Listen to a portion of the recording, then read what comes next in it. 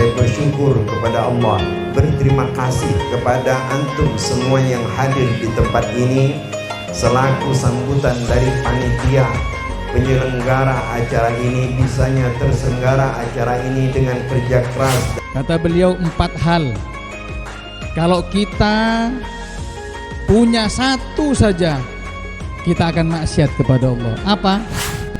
Mimpin tahlil aja udah jadi ustaz. Padahal itu merupakan kedudukan yang sangat tinggi, merupakan hal yang sangat luar biasa. Makanya beliau dijuluki dengan Al-Ustadz. Bukan hanya itu, tapi Al-Ustadzul A'zam. Jadi tiap hari dalam sepanjang tahun beliau tidak pernah lepas daripada sedekah.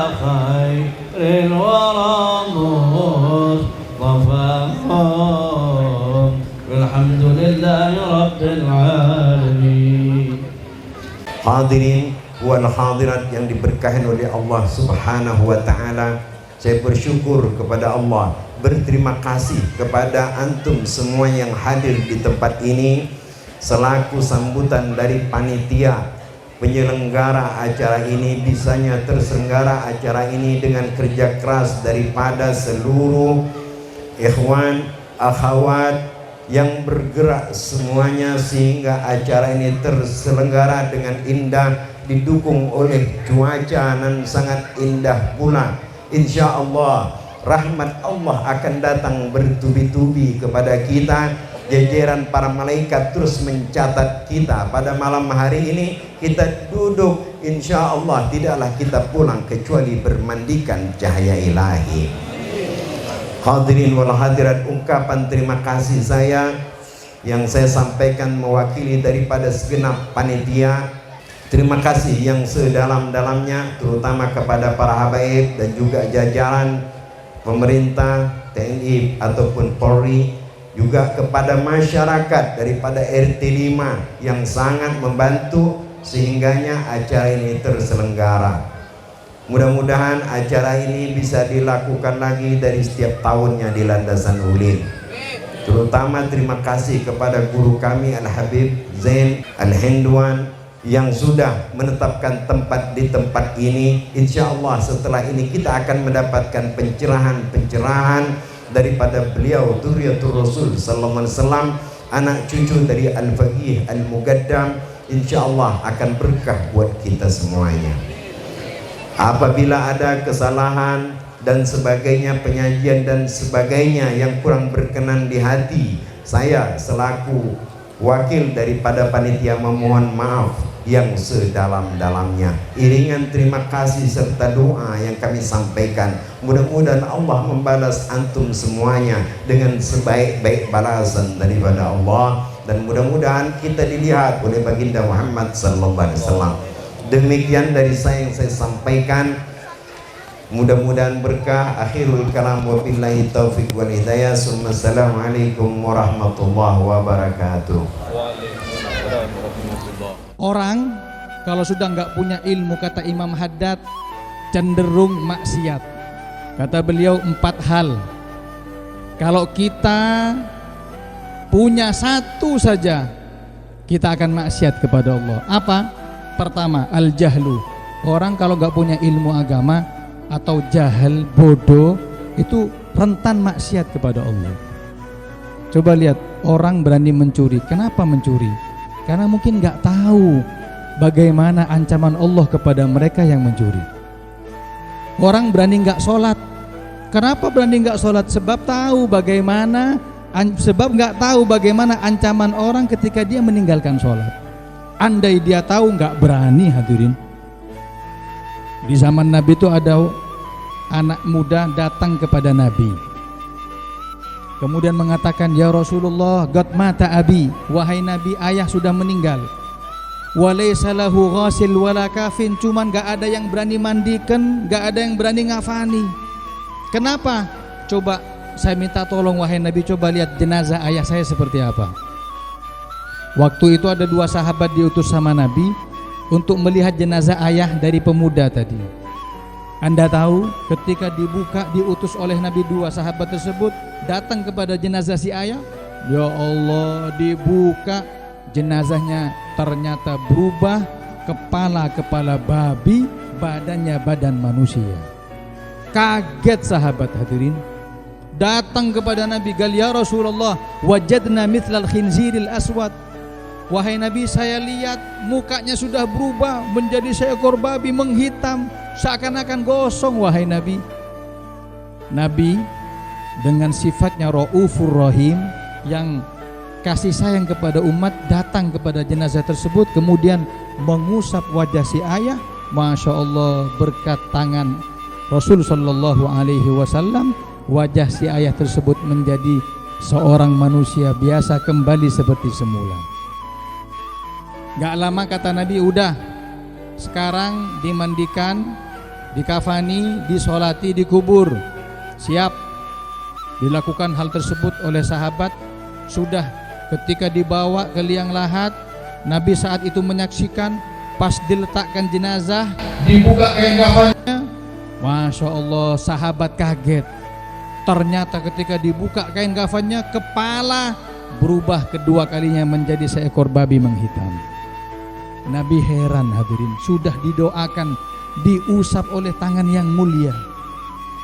Kata Nabi, ya syab, hei pemuda, ayyu amalin kana ya'mal abuka fid dunya. Ini ayahmu ini perbuatannya dulu ngapain sampai berubah kedua kalinya seperti ini? Apakah dia pembunuh? Enggak wahai Nabi. Atau pencuri? Enggak. Atau mungkin main perempuan zina? Enggak. Ahli minuman keras? Enggak. Terus apa dosanya?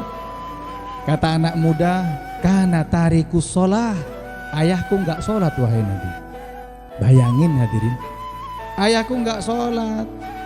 Kata Nabi, ya ashabi, sahabat yang hadir, unzuru halaman taraka sholat. Coba lihat orang kalau ninggalin sholat. Yab'athuhullahu yaumal qiyamah mithal khinziril aswad. Kelak dibangkitkan di hari kiamat menjadi seekor babi menghitam. Tanda yang kedua, kata beliau Imam Haddad, kalau pengen tahu wali, pertama punya ilmu agama. Yang kedua, ahlul ma'arif was-safa. Orang wali itu hatinya bersih, enggak ada dendam, enggak dikit-dikit kemudian hasut sana, hasut sini, enggak ada. Atau mungkin ngatakan, kalau wali itu makomnya lebih tinggi saya, itu sama saya persaingan makom. Itu bukan wali hadirin. Kalau ada ngatakan itu makomnya itu masih di kaki saya, itu bukan wali. Sofa. Kenapa? Karena dia sekarang mendapatkan sir daripada Rasulullah Sallallahu Alaihi Wasallam. Makanya orang-orang wali itu hatinya bersih. Bahkan kalaupun ada kejadian yang menimpa dia, nyakiti pribadi dia, bukan nyakiti agama, langsung dimaafin. Seorang cucu Rasul Sallallahu Alaihi Wasallam yang bernama Sayyidina Ali Zainal Abidin. Sekali waktu ketika beliau sholat, di belakang ada orang yang menunggu beliau. Jadi ceritanya ada orang bawa uang ke masjid untuk bayar hutang kepada temannya. Dia bilang kepada si istri, wahai istriku, siapin untukku 5.000 dirham untuk aku bayarkan hutang kepada temanku. Siap, kata si istri. Udah ke masjid. Ketika di masjid dia dapeti uangnya hilang. Mau bayar udah nggak bisa. Balik ke masjid, orang sudah pada pulang dari masjid. Dicari nggak ada yang bisa dicurigai kecuali satu orang yang lagi sholat. Siapa? Ali Zainal Abidin. Udah ditungguin, kata orang ini, ya ini. Kata orang ini malingnya ini. Nggak ada lagi, cuman maling gaya sholat ya begini. Ya udah, tungguin aja. Selesai sholat dibilang, Pak, iya, mana uang saya? Kata beliau, uang apa? Saya tadi taruh uang di sini, saya Jumatan di sini terus hilang. Kata beliau, Ali Zainal Abidin, saya nggak tahu, saya bukan maling, saya nggak menyuri. Kata dia, udahlah, sekarang ngaku aja daripada saya teriak, saya bilang Anda maling nanti digebukin masyarakat. Kata Ali Zainal Abidin, demi Allah saya nggak ngambil. Kata beliau, udah, daripada rame. Kata beliau, ya udah, yang hilang uangmu berapa? Katanya 5.000 dirham. Baik, siap. Tunggu sebentar di sini, saya pulang, saya ambil di rumah. Diambil uang 5.000 dirham, diberikan kepada si fulan tadi itu. Udah, setelah diambil tuh uang kembali, dibayarkan hutangnya. Setelah bayar hutang kembali ke rumahnya. Pas masuk rumah, si istri mengatakan, wahai suamiku, kau tadi ke susu berangkat Jumatan, kau mau bayar hutang tapi uangmu ketinggalan. Uangmu kau nggak bawa, katanya mau bayar hutang. Kata suami, ya Allah, ini uangnya tadi. Iya, yang disuruh siapin 5.000 dirham, betul, ini uangnya. Beliau nggak terheran-heran dengan uang yang ketinggalan. Beliau terheran-heran kepada orang yang dituduh maling. Terus nggak bela diri, nggak marah, bahkan diberi uang seperti itu. Akhirnya diambil itu uang yang 5.000 dirham hadirin, diambil, dibawa, dicari rumahnya Ali Zainal Abidin, nggak ada yang tahu. Ditunggu di masjid sampai ada orang lewat. Ketika ada orang lewat ditanya, Mas, Pak, tahu nggak rumahnya orang yang biasa sholat di pojok situ? Kata orang tadi itu, kau nggak tahu rumahnya di mana? Nggak tahu. Kau nggak tahu dia siapa? Nggak tahu. Dia itu Ali Zainal Abidin bin Husain bin Ali bin Abi Thalib, zauja Fatimah Zahra binti Rasulullah sallallahu alaihi wasallam. Itu cucunya Nabi Muhammad. Waduh, berarti yang dituduh bukan orang biasa, orang luar biasa. Kata orang tadi, ya sudah, cepat antarkan saya ke rumahnya. Diantar hadirin. Ketika diantar, diketok pintu, assalamualaikum, dibuka, datang beliau Ali Zainal Abidin, dipeluk oleh orang ini dan mengatakan, wahai imam, wahai Ali Zainal Abidin, saya minta maaf betul, saya gak tahu kalau uang ternyata ketinggalan, ini sekarang saya kembalikan. Apa kata beliau? Laqad samahtuka wa ana fil masjid. Kau sudah aku maafkan ketika pertama kali menuduh aku menjadi seorang maling. Aku tahu kau salah orang. Bayangin hadirin, dituduh maling sekali itu langsung dimaafin hadirin. Ya udah, kata orang tadi itu, kalau memang sudah dimaafin, ini uang 5.000 dirham aku berikan kepadamu sebagai ganti pemberianmu kepadaku yang tadi. Apa kata beliau? Beliau mengatakan, nahnu qaumun idza nu'ti syai'an ma nasta'idu. Bapak, kami ini kaum kalau sudah uang keluar dari kantong gak balik, udah semua hadiah buat kalian. Hakadha, ini akhlak, ini sofa, ini yang namanya bersihnya hati. Udah Allah. Yang ketiga, kalau pengen tahu para aulia, apa? Yang ketiga, wal adabi. Para wali itu punya adab seperti adabnya Nabi Muhammad. Zahiran wa batinan, zahir batin akhlaknya sama Nabi persis. Contoh, maaf, wali itu tahu kalau pakai cincin mana yang boleh, mana nggak boleh. Mereka cincin itu sunnahnya kelingking kanan atau jari manis sebelah kanan, makainya satu, mungkin sebelah kiri, kelingking kiri, nggak pas mungkin kelingking kiri, maaf jari manis kiri, nggak ada terus jajaran 1, 2, 3, 4 semuanya cincin. Nunjukkan ini bukan wali, ini dagang cincin nih berarti. Wali itu kukunya nggak ada yang panjang. Kenapa? Karena sunnahnya kuku itu bersih. Kalau kalian lihat orang ahli nebak-nebak, kukunya semuanya pendek kecuali yang pojok, kelingking biasanya. Untuk mancing nih biasanya paling enak ini. Ini bukan wali ini. Ini namanya waliyatubillah. Na'udzubillahi min. Ini akhlaknya Rasulullah. Ada wali nggak kerumat, masya Allah gondrong, nggak tahu disisir, katanya jadab dari mana? Ini orang stres. Wali itu seperti Nabi, akhlaknya kalaupun yang namanya rambutnya panjang, bainal jummati wal wafroh, Nabi itu rambutnya panjang antara telinga sampai ke pundak, kadang sampai telinga, kadang sampai pundak, kadang di antara keduanya, tapi rapi hadirin. Tapi kalau na'udzubillah nggak tahu disisir ngaku wali, bukan wali. Makanya kita harus tahu semua apa yang terjadi kepada Nabi seakan-akan tergambar di orang yang dianggap wali tersebut. Allahumma sholli ala Muhammad. Coba lihat Nabi ini semuanya indah hadirin. Kalau ngomong Nabi, masya Allah semuanya indah. Akhlaknya zahir batin semuanya indah. Sampai dikatakan Nabi itu kalau kita hitung sifatnya yang mulia, gak cukup kita ngitung hadirin. Semua sifat Nabi yang sudah jutaan yang banyak itu terkumpul dengan 3 hal. Apa? Nabi husnus surah, Nabi husnus sirah, dan Nabi husnus sarirah. Kadar itu 3 hal. Jangan lupa 3 hal. Kalau pengen tahu hakikat wali, pertama, wali itu punya ilmu agama. Kedua, wali itu sofa'us sarirah, hatinya bersih.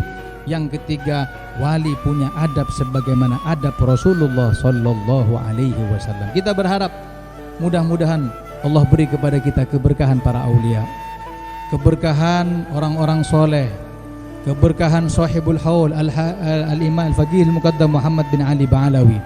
Mudah-mudahan kelak dikumpulkan bersama mereka. Mudah-mudahan kita diganding sampai bersanding kepada Nabi Muhammad sallallahu alaihi wasallam. Al-Imam Al-Faqihul Muqaddam Muhammad bin Ali Ba'alawi bergelar dengan Al-Ustadzul A'zam. Al-Ustadzul A'zam. Ustadz itu sebetulnya tidak dikenal dalam bahasa Arab. Sehingga di dalam Al-Quran tidak ada istilah ustaz. Tapi ini menjadi sebuah laqab populer di kalangan para ulama bahwa mereka adalah orang-orang yang memiliki keilmuan yang sangat mendalam. Maka digelar dengan al-ustaz. Ada yang mengatakan berasal dari bahasa Persia, ada yang mengatakan berasal dari Yunani, ada macam-macam. Para ulama mengatakan asal kata daripada kata ustaz. Terlepas dari itu semua, semuanya sepakat kalau hari ini itu kalau dalam gelar akademik bahasa Arab, kalau ada tulisan AD gitu, alif dal. Alifnya itu maksudnya al-ustaz, yang kalau diterjemahkan dalam bahasa kita itu adalah profesor. Kita di sini ustadz itu terlalu murah, ya. Sudah mimpin tahlil aja udah jadi ustadz. Padahal itu merupakan kedudukan yang sangat tinggi, merupakan hal yang sangat luar biasa. Makanya beliau dijuluki dengan al-ustadz. Bukan hanya itu, tapi al-ustadzul a'zam, seorang ustadz yang paling agung. Ustadz yang kayak apa ini? Di atas segala profesor. Belum sampai di al-faqih, yang berarti seorang ahli agama. Fikih dulu itu maksudnya yang mengerti, bukan hanya mengerti dalam ilmu fikih saja, tapi bermacam-macam disiplin ilmu dia kuasai, bahkan ilmu batin dia kuasai. Kalau kita bicara akhlaknya, ya Allah, akhlak faqih muqaddam, tawadhu. Bahkan beliau itu kalau belanja ke pasar, itu bawa ikan asin, ikan apa, bawa sendiri, dimasukin ke lengan bajunya, karena lengan baju dulu itu besar-besar, dimasukin. Sampai murid-muridnya menawarkan jasa kepada beliau, ya faqih biar saya yang bawa. Kata beliau, enggak, ini milik saya. Sahibul mata ahaqqu biha, yang memiliki sesuatu itu dia yang berhak untuk membawanya, tidak mau dibawakan oleh orang lain. Tawaduknya al-faqih. Ketika ditanya, siapa penggantimu yang akan mendidik anak-anakmu, mendidik murid-muridmu setelah engkau wafat? Beliau mengatakan Ummul Fuqara Zainab, istrinya. Digelari dengan Ummul Fuqara, ibu daripada orang-orang miskin. Kenapa menjadi ibu daripada orang-orang miskin? Seperti Sayyidah Zainab, istri Nabi Muhammad sallallahu alaihi wasallam, juga menjadi ibu daripada orang-orang miskin. Seperti istri daripada Syekh Abdul Qadir Jailani, juga namanya Zainab. Ummul Fuqara, menjadi tempat tujuan orang-orang miskin. Miskin bisa diartikan miskin mereka orang-orang yang tidak mampu, dinafkahin, dibantu.